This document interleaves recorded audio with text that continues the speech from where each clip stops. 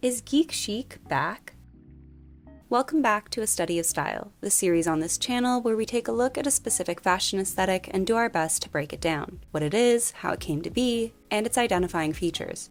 In today's video, we're going to be focusing on the contradiction that is geek chic, a style that's currently making waves on the runways and social media, with TikTok being filled with videos alluding to the look. The trend is by no means a new phenomenon, with its roots stretching back as far as the 1950s, but its modern revival is fascinating nonetheless. If past online trends like cottagecore or whimsy goth are to be believed, then stores will soon be filling up with pleated midi skirts, khaki shorts, and sweater sets. But if you're tempted to join in on the fun, why not do your wallet and the planet a few favors by shopping secondhand instead? Which brings me to today's sponsor, ThredUp. ThredUp is an online consignment store that helps make secondhand shopping easy and affordable. Today I decided to style a few outfits loosely inspired by the geek chic trend with some items I got off of ThredUp. I got this gray tank top for $9 off of its original price of $38, and this casual corner cardigan for $17.23 off of $64. This gray Le Copain skirt was $44.25 compared to its estimated retail price of $284, which I paired with this classic Charter Club sweater vest for only $5.40 compared to its estimated retail price of $64. To make all of these outfits a little more autumn appropriate, I also got two trench coats, which are a cold weather staple that will never go out of style. This black Vince Camuto trench coat was $59.99 off of its estimated retail price of $159, while this brown trench coat from Topshop was $52.99 off of its estimated retail price of $161. That's more than half off, and they're in perfect condition. I've worked with ThredUp a couple of other times before, and it's quickly become one of my favorite secondhand websites because the options are practically endless, which yes, can be kind of intimidating if you're just starting out. But with ThredUp's latest feature that lets people share their favorite items, it's gotten a lot easier. If you click on the link in the description, you can shop my favorites, which are items I personally selected just for you guys that reminded me of the geek chic look.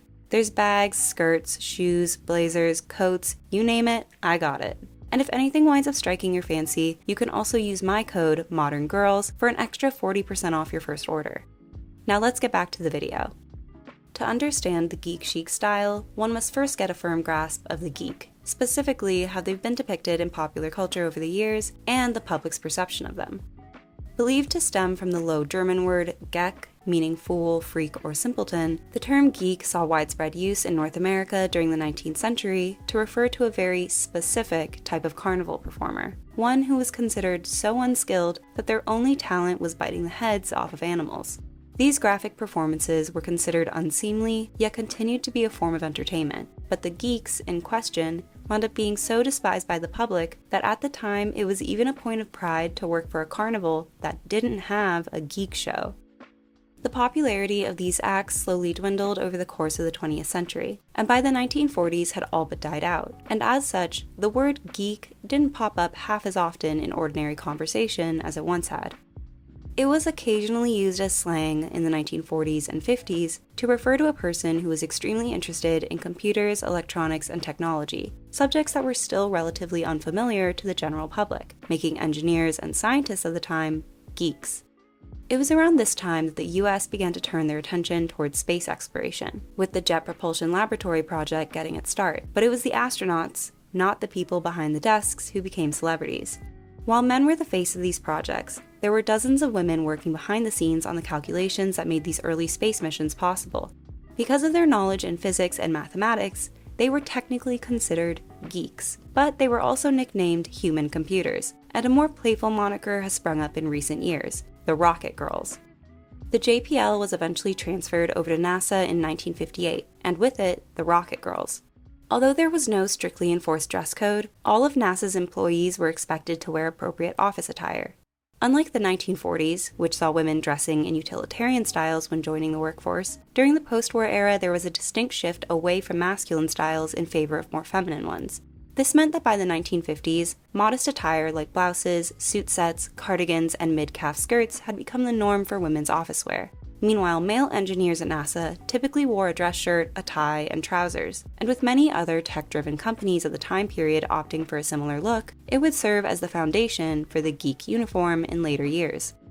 In the 1970s, the nerd became a mainstream phenomenon, with the term being used on the popular 1974 sitcom Happy Days to describe people who were considered uncool by others.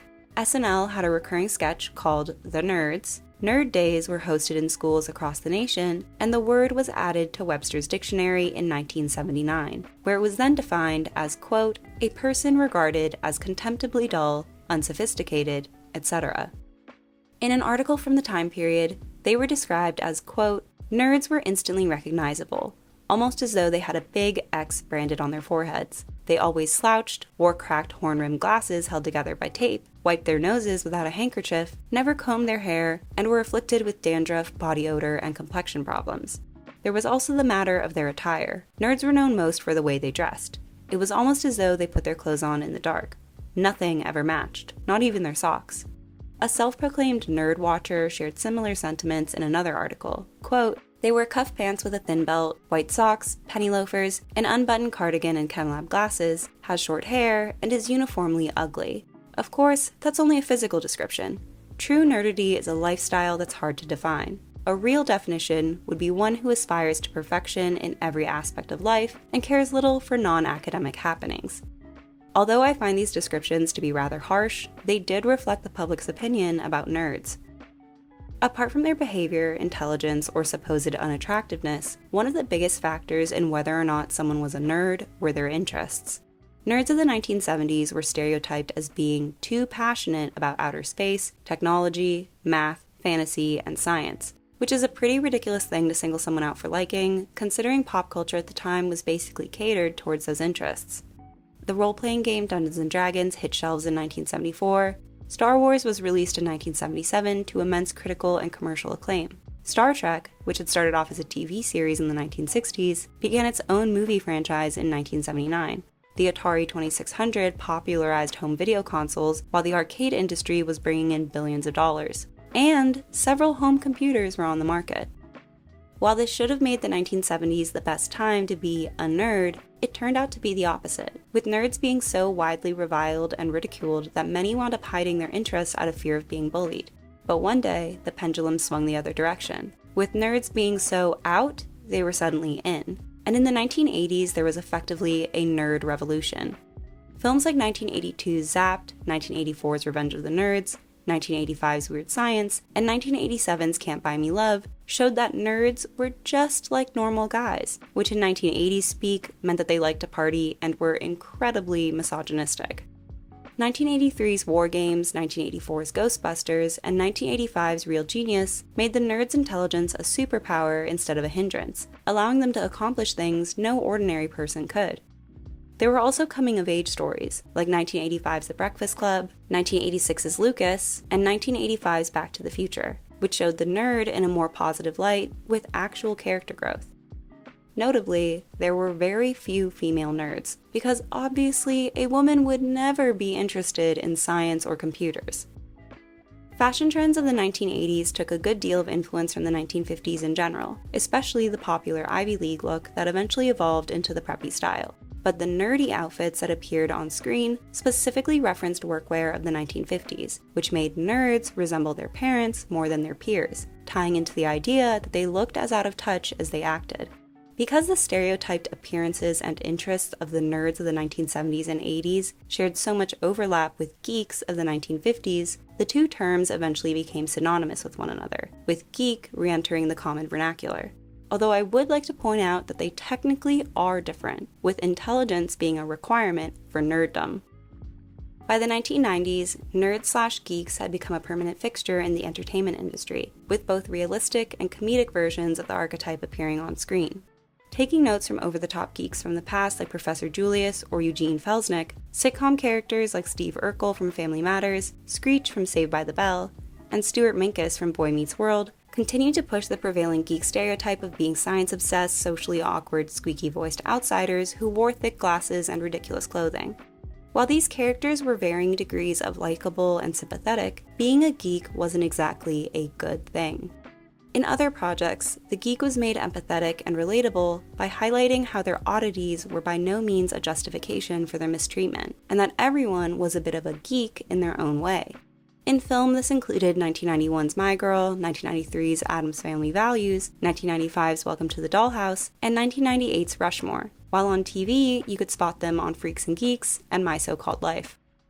While Velma Dinkley had long been the only animated geek, in the 90s there was an explosion of the character type in cartoons, with Gus and Gretchen from Recess, Eliza from The Wild Thornberrys, Dexter and Mandark from Dexter's Laboratory, Milhouse and Lisa from The Simpsons, and Chucky from Rugrats.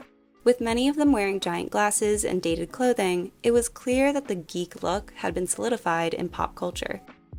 While technology and geeks had been associated with one another since the 1950s, it was during the 1990s that it became official, with the term computer geek gaining mainstream popularity.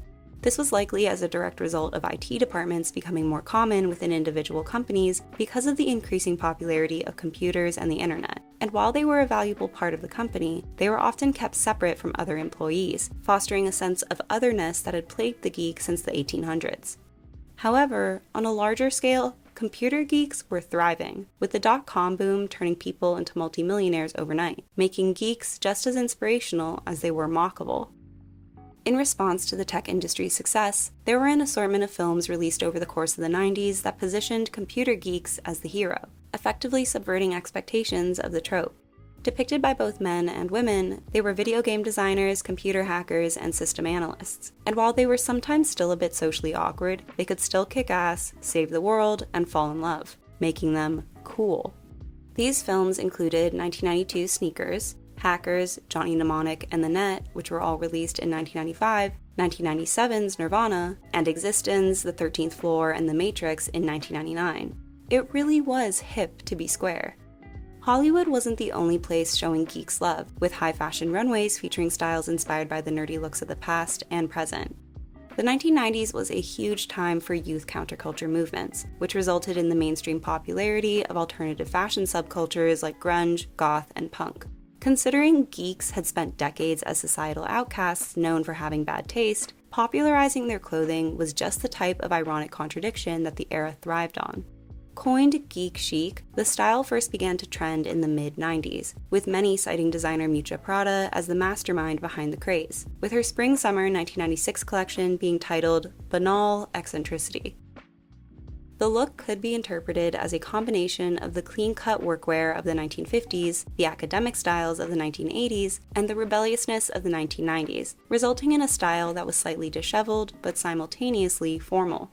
The geek chic style involved mixing patterns that seemingly didn't go together, sporting colorful sweaters in an homage to the uniforms of Star Trek, nylon jackets, midi skirts, and cardigans for a retro feel, and neckties and button-down shirts to appear as though one was on the job. Brands like Marc Jacobs, Anne Klein, Raf Simons, Burberry, Alexander McQueen, and Ralph Lauren continued showcasing the trend into the 2000s, where it eventually split into two distinctly different styles. One prioritized the chic part of geek chic, sticking to tailored silhouettes that highlighted the figure, creating a look that was secretary meets scientist. While it was reminiscent of typical smart casual attire from the decade, a handful of details made its geeky inspirations apparent, like cardigans, blazers, and pencil skirts that read as a contemporary take on the 1950s.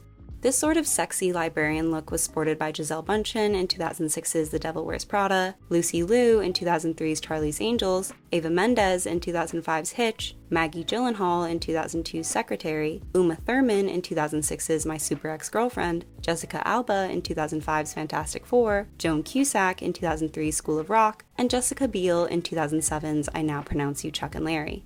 Although they sported this style, the characters in question often weren't geeks, with their only nerdy factor usually being their glasses. Speaking of which, glasses in this rectangular style were generally popular at the time, with several celebrities sporting them out and about. The second style was much more geek than chic, taking notes from the exaggerated depictions of nerds from the 1980s. To tie into the geek's eccentric nature, these outfits featured wacky patterns and kitschy motifs, with the eclectic style making them look unappealing to the average person. 2001's Ghost World was an early example of the style type, but it continued to appear throughout the decade on TV. For younger audiences, this included Harper in Wizards of Waverly Place, Quinn in Zoe 101, and Penelope in The Amanda Show, while older audiences got Betty in Ugly Betty, Penelope in Criminal Minds, and Bernadette in The Big Bang Theory. Unlike the first 2000 style we discussed, these women were undeniably geeks, and I just love that we're finally seeing more than one of them in a decade. Hobbies that had once been indicators of someone's geekiness, like video games, comic books, computers, and fantasy fiction, were effectively normalized by the end of the 2000s, with film series like X-Men, Spider-Man, The Lord of the Rings, and the Star Wars prequels being massively successful. As a result, the behavior of geeks in film and TV reverted back to socially awkward caricatures in order for them to remain easily identifiable outcasts, not Peter Parker-esque bookworms. 2001's Napoleon Dynamite and 2007's Superbad essentially revolved around a group of cringy losers, while movies like 2004's Sleepover, 2006's Accepted, 2007's Sydney White, and 2008's The House Bunny featured a handful of cringy geeks as supporting characters. We also saw some geeks reclaim the terminology during this era, with companies like Geek Squad leaning into the association with their branding, Weird Al Yankovic releasing the popular parody song White and Nerdy, and fans of the TV show Glee being called Gleeks. I'm a geek. You're a geek. By the time the 2010s rolled around, aspects of geek style and culture had been co-opted by the growing hipster subculture, which prided itself on rejecting the mainstream, while ironically participating in many things that were in fact mainstream. While the hipster look consisting of flannels, skinny jeans, mustaches, beanies, and thick glasses were widely joked about, other styles surfaced with the same "I'm different" intent. This included twee, a sweet retro-inspired aesthetic that was huge in the indie music scene and on Tumblr. The style was sported by celebrities like Alexa Chung, Zooey Deschanel, and Taylor Swift, and you'll notice that aspects of it are reminiscent of the geek look of the 1950s, with collared blouses, cardigans, high-rise trousers, and long skirts, all of which were reflected on the runways of various brands like Michael Kors, Philip Lim, Marni, Margaret Howell, and Paul Smith. If Miu Miu and Prada were the poster children for the geek chic look in the 90s, Gucci was their mid-2010 successor. When Alessandro Michele took over as creative director in 2015, he set out to make a new Gucci that had a, quote, sophisticated, intellectual, and androgynous feel, and the bold style that hit the runways was an ode to the maximalist geek look of prior eras. For the remainder of the decade, Gucci was a loyal purveyor of the geek chic style, and in the 2020s, the aesthetic had become synonymous with the brand's identity. This past year, we've seen the style pop up more and more frequently on the runways, with Gucci, Miu Miu, and Prada being joined by the likes of Saint Laurent, Marc Gong, and Aura Lee. In this format, the look is often presented as the geek on the go, carrying coffee with their hair askew, tying into the sort of frumpiness that had long been associated with geeks. The juxtaposition of geekiness and trendiness is a common theme in the 2020s reinterpretation of the style, aiming for an ironic look that is simultaneously ugly and cool, a nerdy supermodel, if you will. The style has been adopted by fashion trendsetters like Bella Hadid, Gabriette, the Carlson sisters, and Emma Chamberlain, highlighting its inevitable acceptance into the mainstream. Staples of the trend like glasses, loafers, midi skirts, cardigans, socks, ties, and button-downs have returned in full force, which causes some overlap between the preppy academia aesthetic, but with exaggerated silhouettes that create a more unique/dorky look. Compared to past versions of geek chic style, I also find that there's more sportswear incorporation, with sneakers, sweatshirts, and baseball caps, adding a sense of casualness to what might otherwise be seen as a stuffy outfit. Like many trends of the 2020s, there have been attempts to rebrand the aesthetic with a more hashtagable name, with librariancore, corporate girly, Miu Miu style, office core, and casual bayonetta being tested out while the look has been gaining traction online. For those confused by the final option, it's a reference to a video game series from 2009, which features a glasses-wearing female protagonist of the same name. Before anyone complains about this, I want to point out that giving a style a nickname is by no means unique to this generation. Just look at this article from 1996. Quote, "In the past few years, the look has been called geek chic, punk preppy revenge, and now golf punk. My take on the style is geezer chic. History really does repeat itself, huh?" Considering the history of the style, I'm partial to the geek chic moniker, but if I had to come up with a new name for the look, I think I'd go for neo-nerd, just because I'm tired of slapping core and girl onto everything. But let me know if you can think of a better one. The evolution of the geek as a whole is fascinating, from someone who is completely reviled by society, to being the butt of the joke, to someone that others find inspirational. While it's inevitable that some people will dress in the style just because it's trendy, I hope that the acceptance of a look that isn't so perfect makes it easier for everyone to not have to worry about being fashionable all the time. What do you think about the geek chic style? Thanks again to ThredUp for sponsoring this video. If you're interested in refreshing your wardrobe, click the link in the description and get 40% off your first purchase with the code ModernGurlz. I hope you enjoyed this video. Don't forget to like and subscribe, and I'll see you soon. Bye!